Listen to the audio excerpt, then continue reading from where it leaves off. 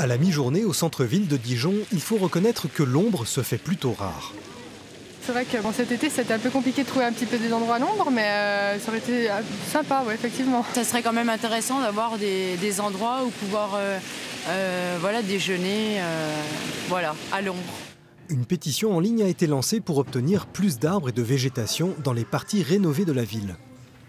Il y a une chose qu'on réclame, c'est arrêt au 100% minéral. Ici, on voit des pierres, du béton, du ciment. On peut mettre des arbres là où c'est possible, on peut étendre les espaces d'herbe là où il y en a, on peut mettre des arbustes. En réponse à cela, le maire de Dijon s'est exprimé sur notre antenne.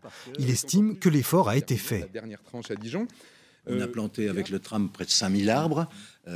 Avant, là où il y a aujourd'hui un espace piéton, il y avait une rue, mais il n'y avait pas d'arbres non plus. Le cœur de ville est et restera minéral. On a mis des fontaines quand on pouvait mettre des fontaines. C'est le cas à Place de la Libération. Mais je ne vais pas mettre des bacs à sable Place de la Libération. Autour du centre-ville, mélanger l'habitat urbain et la végétation est devenu l'enjeu des nouveaux quartiers.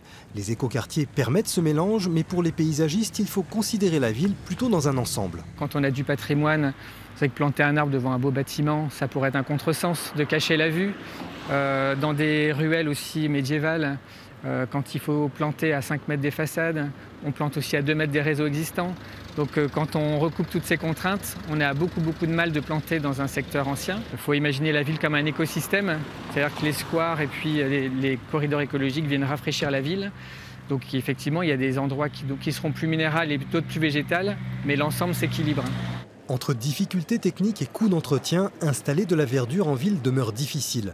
Néanmoins, des espaces verdoyants permettent bien d'oublier le cœur de pierre de Dijon.